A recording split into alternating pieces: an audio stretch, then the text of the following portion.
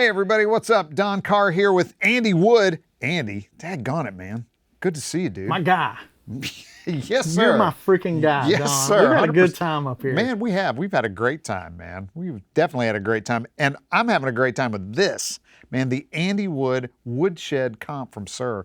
This thing's killer, dude. It's MSG for your tone. It is. Whatever you have going on, that little box will make it better. The better box. It is, man. I use it for everything except high gain. Right, because you're kind of compressing anyway. anyway. You're comped out. Yeah. Right. But anything from, squeaky clean, slightly overdriven, even into like a AC/DC-ish kind of gain, I'll still have that on in front of it. It just, it's amazing the work that Kevin did to kind of, we're guitar players and we don't have engineer vernacular. Yeah, but but we know what we like when we feel it and hear it. Yeah. Yeah. Give me more of that.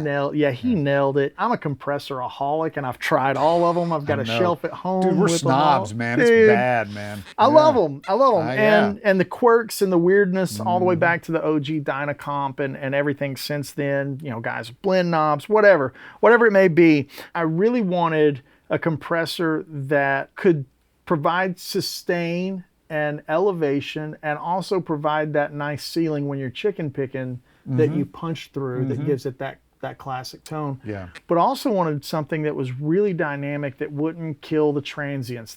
I really hate compressors that just chop off the top end. Yeah. They're not dynamic. When you roll the volume down, it doesn't do anything. Yeah, it just gets thumpy or whatever, yeah. Right, and there was some influence too from like the, some of the rack compressors and the Joe Meek 1176s, all those compressors. There's things in there that I liked.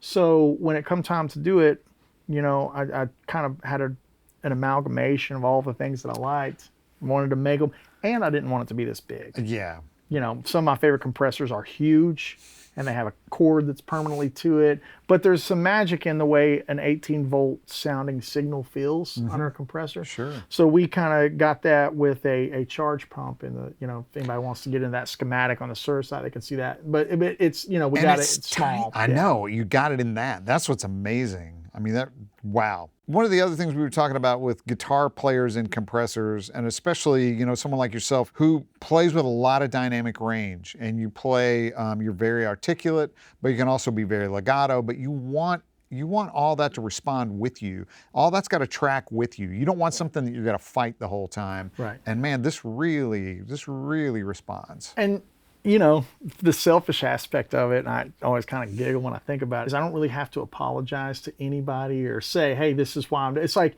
one of the things that people notice is the speed. There's no speed knob on my compressor, right? Okay. Well, the reason is I only have two speeds that I like. I have a fast speed that I really like that's at a certain threshold, and then I have a slow one that I really like. And those are the two we programmed in. It's like, here, that's it. This is all you need. Fast and slow. What else you need? And so the gain, I run a compressor a little bit hot. I always run it about 3.5, 4 dB louder than whatever it's hitting. Yeah. And then the threshold is simply where the wall hits. And the biggest knob on the pedal is the one that I use, which is the ratio. Yeah. And in a lot of ways, the ratio is kind of like a blend knob, but the signal is still affected. The thing I don't like about blend knobs and some of the old compressors, first one I ever had with blend knob was the old Barber. You remember the Barber tone press? Yeah. I had one of those, 15 years ago.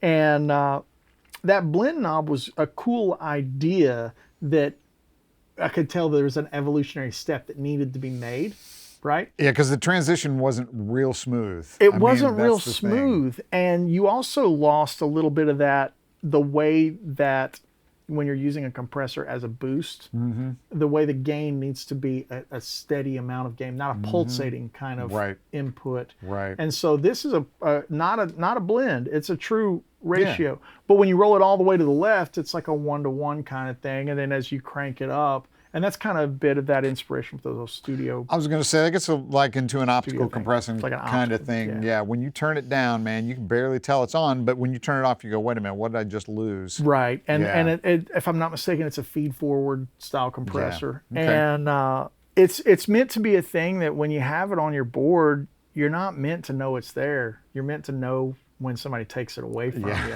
Like, hey man, what Yeah. happened to the good tone? What'd you turn off? What'd you do? Where's my good thing? Yeah, Come on. so that was the kind of thing that really mattered. And with it being small, I can put more crap on my pedal board, which I like. Yeah, of course. Well, and the other thing too is that, like, with a compressor, there's a lot of set it and forget it. That's it. You're typically going to find where you want it to be, and then it's off and on. And so having a bunch of knobs that you can get to easily, not really a thing. It's not. I mean, and again, why is the ratio knob the biggest knob and not the level knob? That was actually the number one conversation that we went back and forth with the team around. And I was like, well, the ratio should be it, because that's the only thing I'm gonna have chicken picking, or I'm gonna have singing. Yeah, And that's yeah. really, Yeah. and the reason that there's any kind of in between would be the nature of a session environment, which would be like, okay, the mix is, I've got to cut through more, I've got to cut through less, and that's a bit of a fine Well, tune. and what guitar you're playing and what amp it is, Oh, what yeah. sound you've dialed up, and it's like, what part of the signal do we need to cut through, or what Right. are we trying to hold back, or yeah. I mean, if you've got like super hot output, 30 dB pickups, you got a whole new problem. Yeah. Exactly. You're gonna light everything on fire. Yeah, you at got a some whole point. new Yeah. situation going on. Oh man. But again, it's like it's the amalgamation of everything when you're crafting your signal chain and what your voice is, and I don't use mega hot pickups. I Yeah. like to, again, worshiping at that EJ altar, I like to stack things slowly to build the sound. So in your signal chain, is it super early in the signal chain? Yeah, if I'm not mistaken, it's the first thing. That makes Yeah, sense. it is. It is. Yeah. And then I hit all the dirt pedals. I use it in front of dirt pedals. Now, it is really cool afterwards. Oh yeah, right, because it does that other thing. It does the other That's thing. that kind of classic Nashville sound where it's like gain first, compression later. So yeah, that's a totally different thing. The way I'm running it, and the way that I've had my best luck finding my sound is it first, then the dirt pedals, and then the EQ last. And the EQ is something that's just a bit of, if I've got a producer that wants my tone with a little less low end or a little less top end, it's like I can just turn that on. Sure. I think that, I think that's a whole different video. Yeah. About the powers of an EQ pedal. right? Yeah, absolutely, man. That's a series. Yeah, that's a series. EQ is highly underrated, For man. sure. Highly But yeah, underrated. the Woodshed is, again, it's meant to be the thing that you don't know it's on until you take it away. Yeah, and it's interesting too because you have your setting, right? I mean, like this is the setting that you use. It's like as soon as you grab one, it's like, okay, I'm gonna put it here. Yeah, And I that's mean, my what it settings is. are like the threshold's either at noon or a little after. Right. It's on the fast setting all the time. Okay. The ratio is the taste knob, Right. depending on the song. And then the gain is like, I'll just listen and try to find that 3 dB, 4 dB bump. Right, just a little boost, just to hit the other pedals harder, hit the front of the amp. a Yeah, little yeah, harder. just to lift it up. Well, yeah. and then the other thing too is that regardless, I mean, when you use compression, you are kind of muting the transients a little bit, and the initial attack, and of course, guitar is all attack. So Yeah. so your perceived volume level is lower. And anyway, I still go so you high. still I have guess to clarify, I still run it higher than perceived unity. Right. So like whatever unity is, and then perceived unity, I'll put 3 on top of that. Yeah. For that push. Right. Exactly. And then it just stays on other than full tilt, 5153 high gain, or like Yeah. if I'm using gearbox Yeah. or something, I'll Yeah. take it off for that. Yeah. Cool. Let's hear a little bit of it, please. Yeah. So I'll do the bridge pickup first with no compressor, and then I'll use this like split neck position with no compressor so you guys can hear that.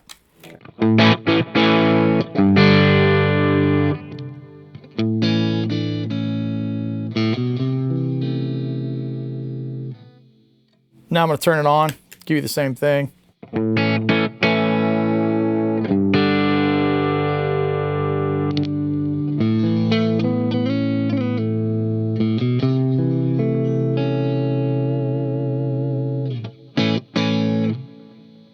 I'll play some single note stuff on this so you can kind of hear it. This is without it.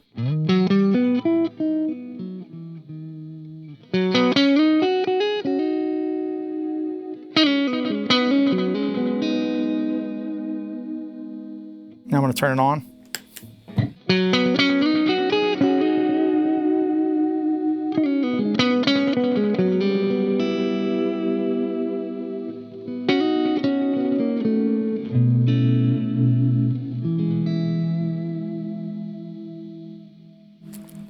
And now when we jump over to like something that's slightly overdriven, this is where it really starts to shine in that MSG for your tone kind of way. Let's start without it.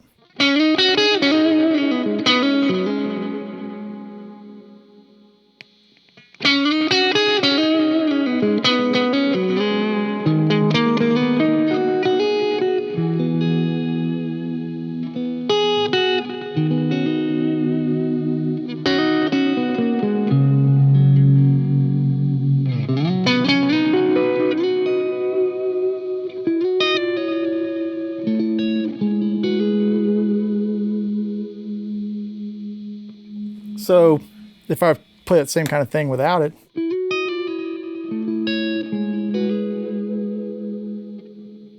And now the dynamic range isn't as touch sensitive as it is with the compressor on. Which is kind of counterintuitive to what you would expect. Right. But because of the way that it hits the amp harder and makes the front of the amp respond, and it's picking up everything that you're doing. Right. So let's hear some of that like chicken pickany kind of thing. Yeah. And again with it off first and then on second.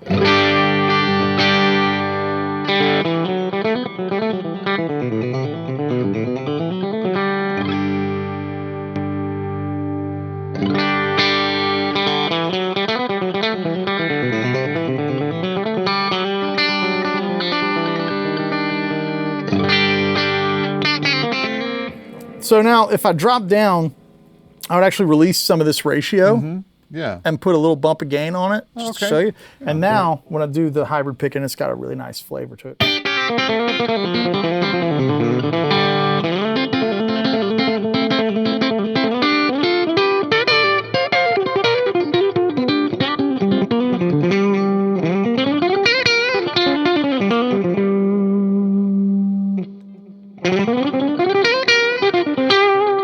It just feels like everything is missing to me. Yeah.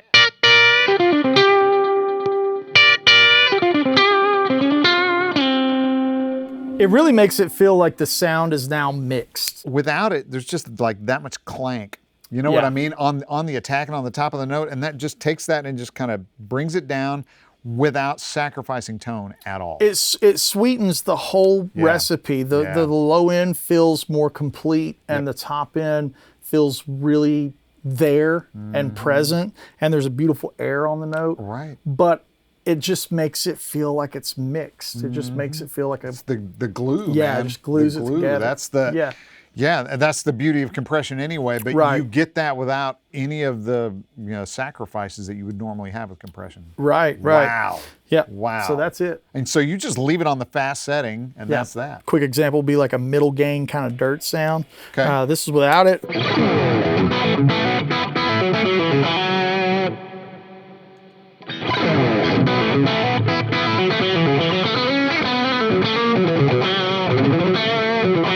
It's really noticeable on single note line stuff. Yeah, really super evident there.